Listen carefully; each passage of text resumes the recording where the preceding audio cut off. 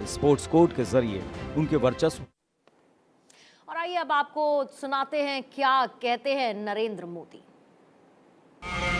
माता की भाइयों बहनों, मेरा देश आगे बढ़ता है। नमस्कार, मैं हूं आपके साथ पूर्णिमा मिश्रा और अब बात करेंगे नरेंद्र मोदी की। 17 सितंबर 2011 को अहमदाबाद में सद्भावना उपवास के मौके पर नरेंद्र मोदी ने कहा था कि गुजरात ने शांति की शक्ति को पहचाना है, भाईचारे की ताकत को जाना है और यही वजह है कि देश और विदेश में गुजरात मॉडल की चर्चा होती है।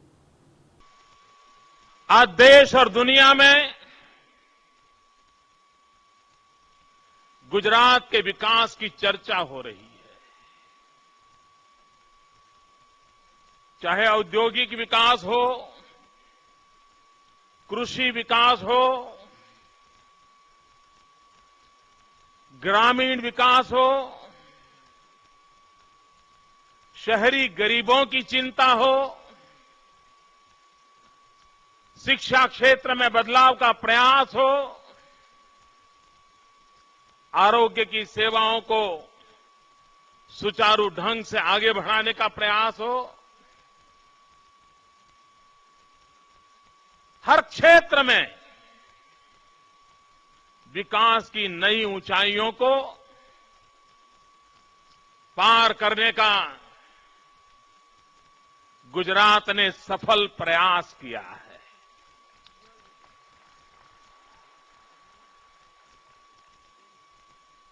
2001 का भूकंप आया,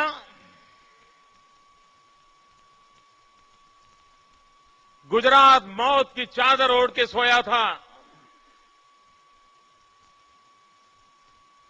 सारी दुनिया ने मान लिया था कि गुजरात दोबारा खड़ा नहीं हो सकता है। अब ये गुजरात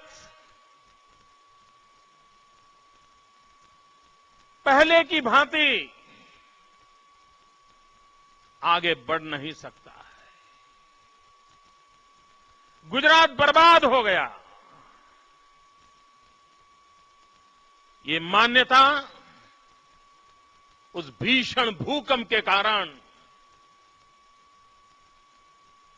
हरेक के मन में स्थिर हो गई थी और जब उस भयानक रूप को देखते थे तो लगता था कि अब हमारा क्या होगा। लेकिन ये गुजरात का सामर्थ्य है।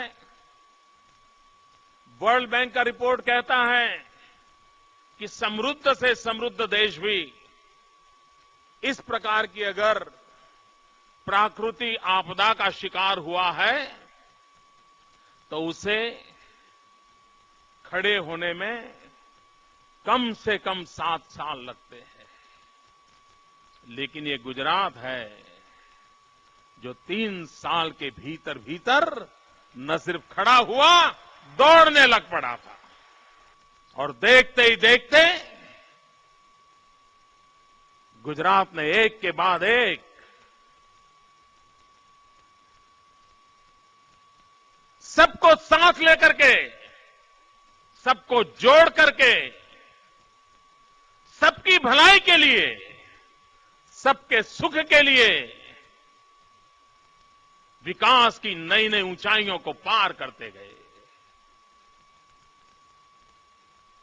जब अक्षरधाम पर आतंकवादियों ने हमला किया, सारा देश मानता था कि फिर एक बार गुजरात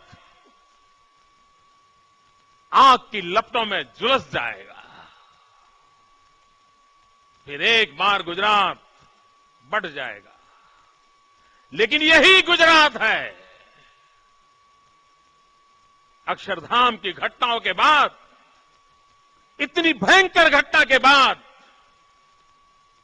शांति, एकता और सद्भाव का परिचय दिया था और एक कंकर तक नहीं गिरा था। लेकिन किसी को इस सच्चाई की ओर नजर करने की फुर्सत नहीं है, क्योंकि उन्होंने अपने हाथों में इतने पत्थर लेकर के रखे थे कि जब तक उस पत्थर मारने का कार्यक्रम पूरा नहीं होता है वो रुकना नहीं चाहते थे। जुल्म होते रहे, हम जुल्म सहते रहे और शांति, एकता और भाईचारे के मंत्र को हमारे भीतर एक शक्ति के रूप में परिवर्तित करके विकास की नई ऊंचाइयों को पार करने के रास्ते हम खोजते रहे। 2008 में फिर एक बार एक के बाद एक धमाके, सीरियल बम ब्लास्ट, फिर एक बार गुजरात की धरती लहू से रंग गई। फिर एक बार लगा अब गुजरात नहीं बच सकता, फिर कत्लेआम हो जाएगा, फिर लहू बहेगा। लेकिन यही गुजरात जिसने फिर एक बार दुनिया को शांति, एकता, भाईचारा ये दिखा दिया, शांति और सद्भाव को, लेकिन उसको भी याद करने की किसी को फुर्सत नहीं है। 6 करोड़ गुजरातियों ने संयम बरता, प्यार, मोहब्बत, भाईचारा, इसी की बदौलत को पकड़ के आगे बढ़ते चले गए। जो लोग गुजरात से भली भांति परिचित है उन्हें मालूम है, जरा याद करिए 1980-90 के कालखंड को।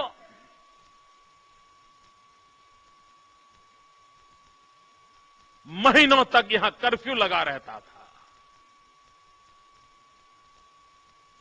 सूरज ढलने से पहले लोग घर में चले जाते थे। छुराबाजी, आए दिन हुल्लड़, पतंग को लेकर के कम्युनल वायलेंस, साइकिल टकरा जाए कम्युनल वायलेंस, यहां का स्वभाव बन गया था। यहां बच्चा पैदा होता था तो मां या बाप शब्द बाद में सीखता था, कर्फ्यू शब्द पहले सीखता था, क्योंकि कर्फ्यू देखा था। उन 90 के दशक के पहले के दिन याद करो, और आज 10 साल बीतने को आए, कर्फ्यू का नामो निशान नहीं है। गरीब की रोजी रोटी, उसको कोई खतरा नहीं है। ऑटो रिक्शा वाला ऑटो रिक्शा चलाता है, रोजी रोटी कमाता है, हर कोई सुख से जी रहा है। गुजरात ने शांति की ताकत को पहचाना है। गुजरात ने भाईचारे की शक्ति को जाना है, और ये किसी के उपदेश से नहीं, किसी की सलाह से नहीं, विकास के फल के कारण उनका विश्वास बढ़ा है कि हम मिलजुल करके आगे बढ़ेंगे तो सबका भला होने वाला है, सबका सुख होने वाला है। और ये गुजरात ने करके दिखाया है। मित्र, विश्व के सामने मैं बड़े संतोष के साथ, बड़े गर्व के साथ दुनिया को कहना चाहता हूं, हमें आगे बढ़ना है। हम देश को कुछ देना चाहते हैं। गुजरात जैसा राज्य इतनी प्रगति करे कि हिंदुस्तान के किसी कोने में कोई राज्य अगर पीछे रह गया है तो हम उसे मदद कर पाए।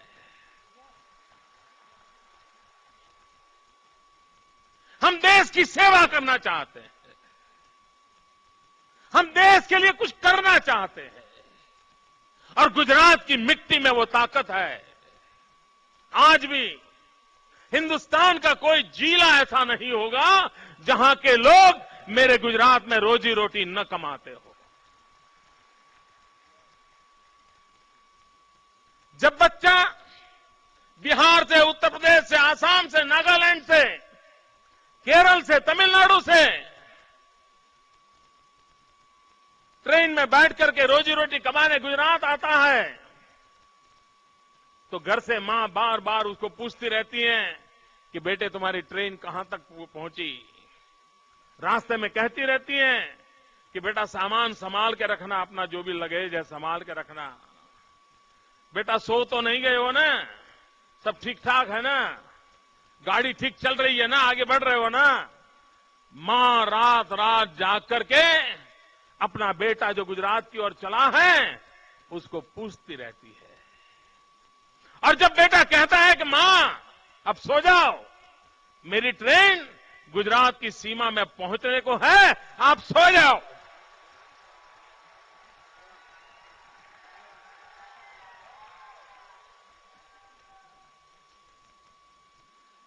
मां कहती है बेटा गुजरात पहुंच गए, बहुत अच्छा हुआ, मैं सो जाती हूं। ये गुजरात की छवि है, ये गुजरात की शक्ति है, ये 6 करोड़ गुजरातियों ने तपस्या करके प्राप्त की है। हम इसे कैसे रोने दें, हम इसे कैसे बर्बाद होने दें। भाइयों बहनों, मैंने हर हमले को अपने सीने पर झेलने की कोशिश की है ताकि वार आप तक न आए। और आज जिस सच्चाई के रास्ते को हमने अपनाया था, कभी किसी को जवाब नहीं दिया, कभी किसी का मुंह बंद करने की कोशिश नहीं की, कभी किसी का मुंह तोड़ने की कोशिश नहीं की। लोग पत्थर मारते गए, हमने कोई सामने से वार नहीं किया है। 10 साल का इतिहास देख लीजिए, इतने जुल्म, इतने अत्याचार, इतने आरोप, इतना अपप्रचार हमने कभी किसी पे हमला नहीं बोला है, वार नहीं किया है। सब कुछ झेलते रहे हैं, सहते रहे हैं, सच्चाई के इंतजार में झेलते रहे हैं। और जो पत्थर आ करके हम पर गिर रहे थे, उन पत्थरों को जमा कर रहे थे। और उन्हीं पत्थरों से हमने सीढ़ी बनाई है, और उसी सीढ़ी से हमने गुजरात को आगे बढ़ाया है। गुजरात पे हमले में मारे गए पत्थरों से हमने सीढ़ी बनाई है, और उसी सीढ़ी से हमने गुजरात को नई ऊंचाइयों पर उठाया है। हमारा रास्ता लोकतंत्र का है, हमारा रास्ता संविधान का है, हमारा रास्ता न्याय का है। और उसी रास्ते पर चलते चलते आज हमने उस ऊंचाइयों को प्राप्त किया है। मैं बड़े दायित्व के साथ आज कहना चाहता हूं कि जैसे दुनिया गुजरात के विकास के मॉडल की चर्चा कर रही है, जैसे दुनिया गुजरात के